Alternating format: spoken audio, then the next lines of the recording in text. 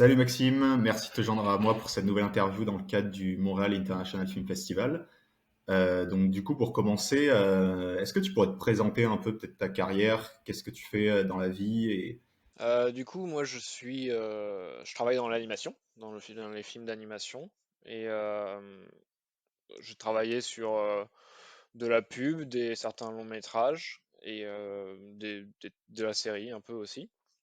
Et plus précisément dans le milieu de l'animation, je travaille soit en tant qu'animateur, c'est-à-dire je vais faire bouger les personnages, soit en tant que storyboarder, où c'est une phase de pré-production où c'est vraiment la planification du film par vignette, hein.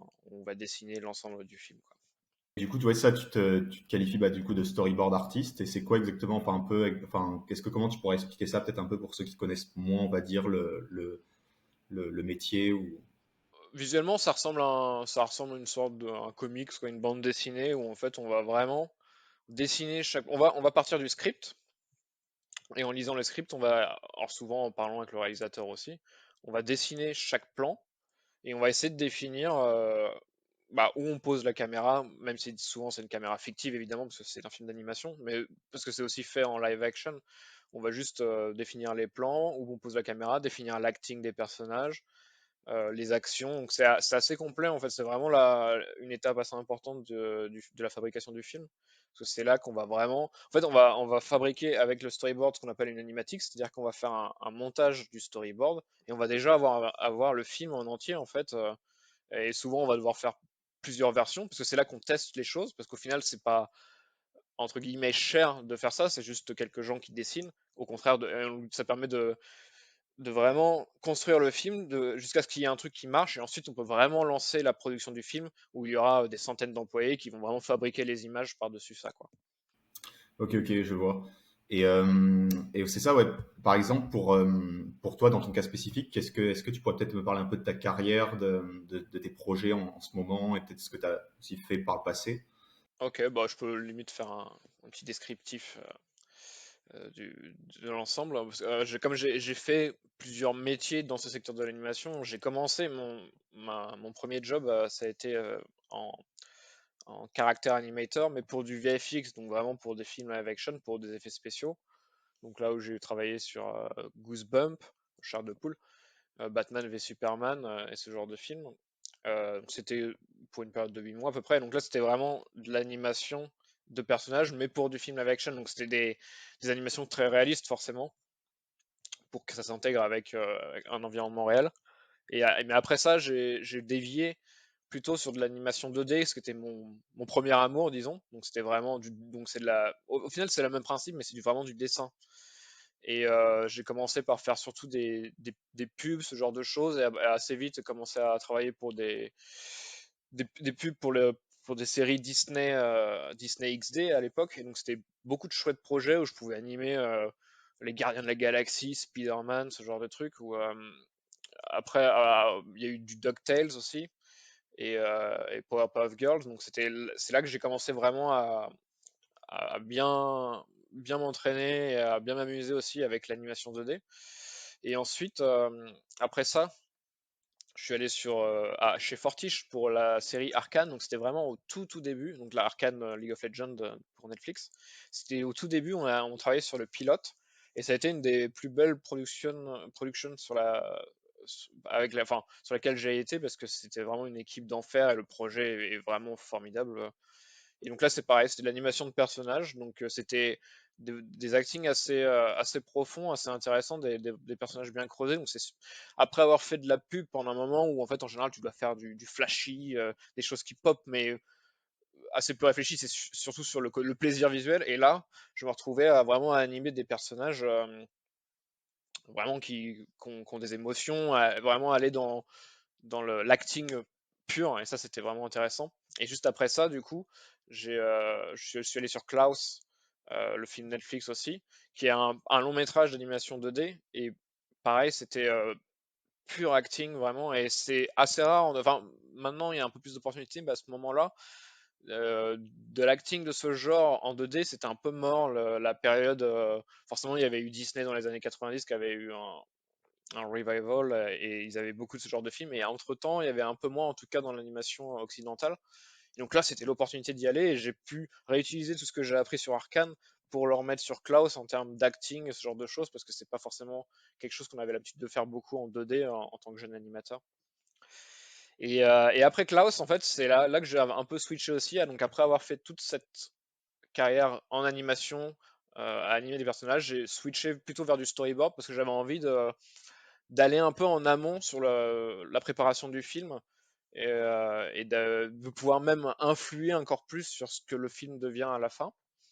Donc j'ai commencé avec Unity Image, donc c'est un studio à Paris qui fait surtout des trailers de jeux. J'ai beaucoup bossé avec eux en storyboard. J'ai même fait quelques réalisations de trailers de jeux. C'est super intéressant. Et à côté de ça, j'ai travaillé un peu sur le premier Mario avec Illumination. Et pareil, donc à partir du script, faire des séquences de storyboard. Donc c'était surtout là, c'était des premières versions, donc il n'y avait pas grand-chose encore. Et l'idée était d'explorer. Des fois, c'était plus ou moins écrit dans le sens où c'était assez libre. La page du script pouvait dire quelque chose genre, ah, globalement, ils vont de là à là, et ok, je fais ce que je veux. Donc je peux les faire sauter dans tous les sens si je voulais, avoir une scène d'action, ce genre de choses. Et maintenant, là aujourd'hui, je travaille euh, pour DreamWorks, pareil en storyboard sur un film qui n'a pas encore été annoncé, mais toujours sur du storyboard cette fois. Ouais, donc super, super carrière en effet. Et puis c'est ça. Et qu'est-ce que, enfin, au sein de ta carrière, c'est quoi un peu les, peut-être que tu en as déjà parlé, mais les points forts exactement, enfin on va dire ça de ta carrière, les moments qui t'ont marqué, peut-être qui t'ont aussi fait évoluer dans ce milieu. Dans un premier temps, Arcane, comme je l'ai dit, parce que je pense que c'est vraiment le premier gros projet sur lequel j'ai été après les VFX au début de ma carrière. Et c'est vraiment un projet que j'ai adoré. Euh, et j'ai appris énormément. Ça a été un peu dur au début. Et c'est vraiment un de ces projets où tu sens ta progression, où tu sens vraiment que tu apprends beaucoup. C'est toujours super excitant. Et je l'ai eu juste après sur le second job avec Klaus, où pareil, on était une équipe des super, super superviseurs, mais le reste de l'équipe assez jeune, donc on avait tous beaucoup à apprendre. Et je pense que la plupart des artistes, entre le début du film et la fin, ils sont tous décuplés en niveau. Et puis plus récemment, je dirais, c'était ma première réalisation avec Unity Image. Donc c'était un trailer de jeu pour le jeu Free Fire. Et juste, bah, ouais, ça, la première réalisation, donc c'est tout ce que ça donne aussi. Pendant longtemps, j'ai souvent fait un peu mon travail dans mon coin quelque part. Et là, c'était vraiment la première fois où tout était aussi sur la communication, parler à différentes personnes, différents superviseurs selon les phases de la production. Et j'ai appris tellement aussi sur des choses que je connaissais pas tellement, comme le lighting par exemple, des scènes, ce genre de choses, c'est des choses que je connais moins. Et on en a parlé avec les superviseurs, ils m'ont appris plein de trucs. J'espère, moi, avoir donné des fois des retakes intéressantes aussi selon ce que je voulais, quoi. Et c'était vraiment super, super intéressant, quoi. Et justement, juste avant, tu parlais du film Mario qui est sorti récemment. Et par exemple, toi, sur ce projet-là spécifique, c'était quoi un peu aussi ton rôle? Sur quelle partie, on va dire, du film tu as travaillé? Moi, du coup, c'était vraiment du storyboard. Je suis crédité en storyboard additionnel parce que j'ai fait, je sais pas, peut-être 8 ou 9 semaines et en fait, plutôt séparés. C'était des fois entre différents jobs. Et souvent, c'était donc des V1, donc c'est-à-dire, j'allais avoir le script et on allait juste dire, bah ok, vas-y, fonce. J'avais un call avec les réalisateurs, ils me donnaient un peu leurs idées et leurs références, ce genre de choses, et je donnais du coup ces premières versions où j'ai travaillé sur. Donc c'était des V1, c'est-à-dire que ça a changé beaucoup depuis, mais par exemple sur la demande en mariage, quand Bowser demande en mariage Peach, j'ai travaillé sur le moment où une grosse scène d'action où en fait Donkey Kong et Mario vont vont vaincre plein d'ennemis pour aller sauver Peach, qui était un truc assez chouette aussi, parce que c'était un peu pareil sur le script, genre ils vont de là à là, fais ce que tu veux, ok. Et du coup, je me suis amusé à essayer de faire des hommages à différents jeux, ce genre de choses, c'est toujours assez marrant de faire ce genre de choses. Et puis, et sinon, une partie, quand ils tombent de la Rainbow Road, quand ils sont tous en carte, et ils tombent dans une sorte d'océan et se font manger par un gros poisson. On dit souvent parfois que Nintendo aussi sont c'est très carré sur ce qui doit être fait dans chaque projet. Est-ce que toi, par exemple, ça arrive souvent que quand tu fasses des versions, bah, elles finissent pas forcément peut-être dans le film à la fin ou... C'est sûr que surtout sur un projet comme ça, effectivement, va y avoir différentes têtes de départements qui vont avoir différentes exigences. Mais même sans ça, c'est très très normal, même sur ce sur quoi je travaille aujourd'hui. Tout change beaucoup. En général, en animation, c'est assez différent du live action pour ça, où le live action, le script, on va partir du script et ensuite on va vraiment réaliser ce script et il y a une sorte de redécouverte du film au montage. En animation, tout va être loqué dans cette première partie du storyboard et globalement après le film va pas tellement bouger et c'est pour ça que sur cette première partie du storyboard il y a beaucoup d'essais et on entend souvent des histoires genre de films Pixar, ce genre de choses où il y a des versions vraiment du film qui sont complètement différentes quoi et c'est comme ça que ça marche souvent parce que en général, c'est plus commun en animation d'essayer de le. Enfin, il y a un côté plus médium visuel où vraiment, on va y avoir le script est une base, mais la vraie recherche de l'histoire va se faire au storyboard où en fait les story artists vont vraiment pitcher des séquences et des fois euh, dévier, soit beaucoup dévier du script, soit juste créer par-dessus beaucoup de choses, des gags visuels, ce genre de choses. Donc il y a toujours beaucoup de, j'ai l'impression qu'en général, dans un long métrage, tu vas avoir l'équivalent de 2 ou 3 fois la durée du film de storyboard et beaucoup de choses vont être coupées ou mélangées ou enfin charcutées même des fois un peu pour avoir le film final, quoi. C'est normal, c'est une sorte de recherche. Faut pas être trop attaché à son travail quand on est en storyboard en général. Ok, justement, juste avant, on parlait de tes plus grandes réussites. Est-ce que bah, tu aurais des échecs aussi, peut-être, enfin, mais du coup, qu'est-ce que tu en aurais appris? Est-ce que ça, par exemple, le fait que parfois on travaille longtemps sur un projet, mais qu'au final, peut-être que sa version, elle soit pas prise ou autre, ou est-ce que ça en fait partie? Effectivement, ça pourrait en faire partie, mais assez vite on apprend que c'est pas tellement. Alors ça, pour le coup, c'est pas tellement notre faute. Souvent, enfin, faut pas le prendre personnellement.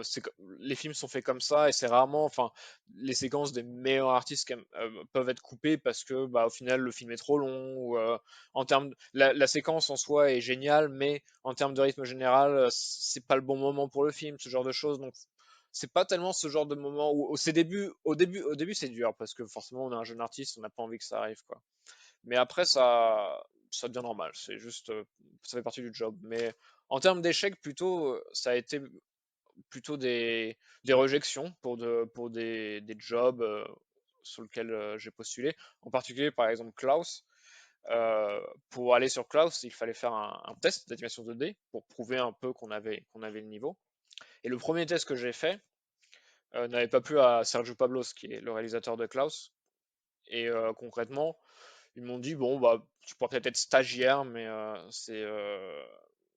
clairement, il y a des petits soucis. Enfin, sans trop me donner de direction, mais ils m'ont dit globalement ce qu'ils n'aiment pas tellement dans ce test-là. Et au final, ce que j'en ai appris, c'est que tout de suite après, j'ai refait le test. Du coup, en me disant, bah, je vais essayer de le faire mieux cette fois. Et en fait, ce deuxième test a pour le coup beaucoup plu à Sergio. Et je pense que le test en soi lui a plu, mais aussi le simple fait que je l'ai refait, que j'ai rebondi sur ses retours, parce que c'est quelque chose forcément que les réalisateurs aiment bien, que tu puisses. Parce que c'est impossible de toujours aller au but dès le départ, mais par contre, si tu comprends ce qu'ils veulent après qu'ils te donnent des retours et que tu arrives à corriger le tien, ça en général, une bonne qualité à avoir. Donc c'est un peu ce que j'en ai appris aussi. J'ai eu ce dur moment du rejet où j'étais vraiment très déçu, forcément. Mais bah, après, oui, ce que j'en ai appris, c'est juste de rien lâcher et de retenter directement, quoi. Ok, ouais, justement, rien lâcher, ça serait peut-être aussi un des conseils peut-être que tu pourrais donner à des personnes peut-être qui voudraient se lancer dans ce milieu ou qui seraient intéressées de faire ça plus tard.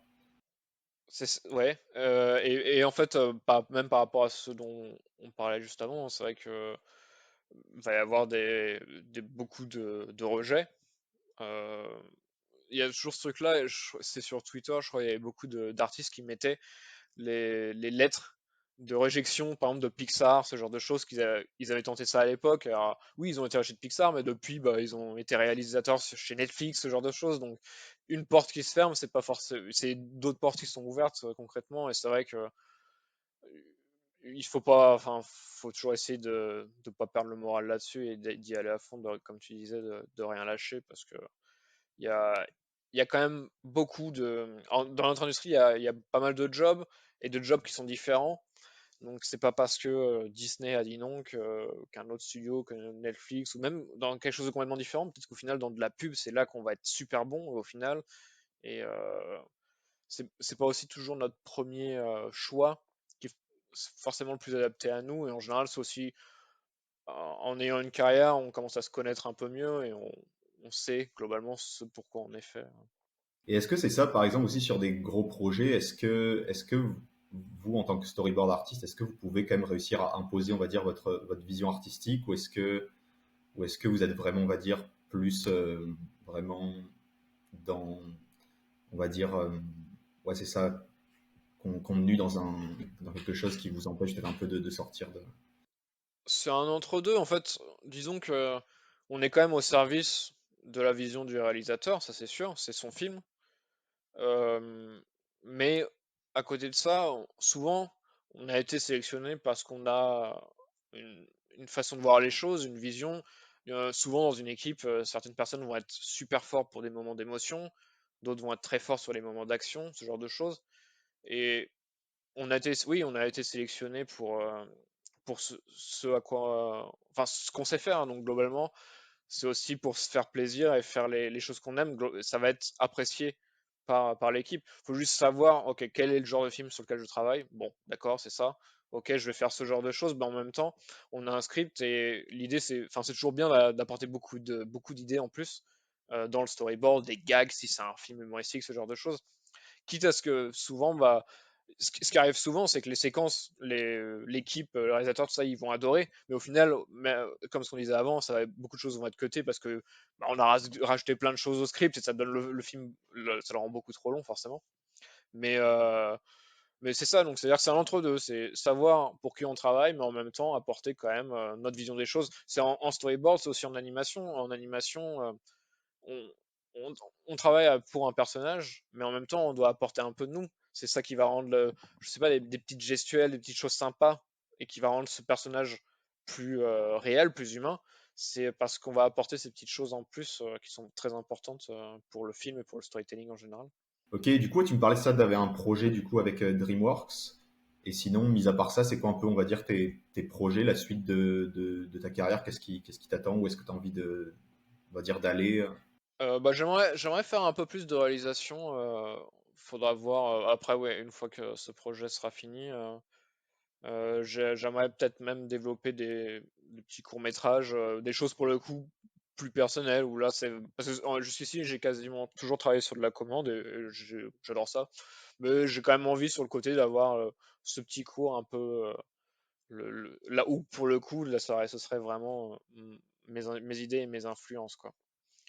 Ouais, c'est à peu près ça vers quoi je veux aller et dans le côté plus carrière professionnelle aussi, simplement aller vers des positions de story, peut-être pour superviser, story supervisor, où là tu supervises vraiment les équipes, ce genre de choses, juste pour avoir aussi le côté en plus gestion d'équipe qui me plaît pas mal. Ok, ok, bah parfait. On arrive déjà bientôt à la fin. Est-ce que du coup, tu pourrais peut-être nous dire les endroits où on peut te suivre, comme Instagram peut-être, ou est-ce que tu as un portfolio, j'imagine? C'est le Instagram, c'est Delaland underscore Maxime, et Twitter MX Delaland, globalement. Et après, de ça, il y a tous les liens pour effectivement le portfolio et ce genre de choses. Bah, pas de souci. Et bah, merci à toi en tout cas. C'était un plaisir de te recevoir. Merci pour cette interview et puis bah, à la prochaine. Salut!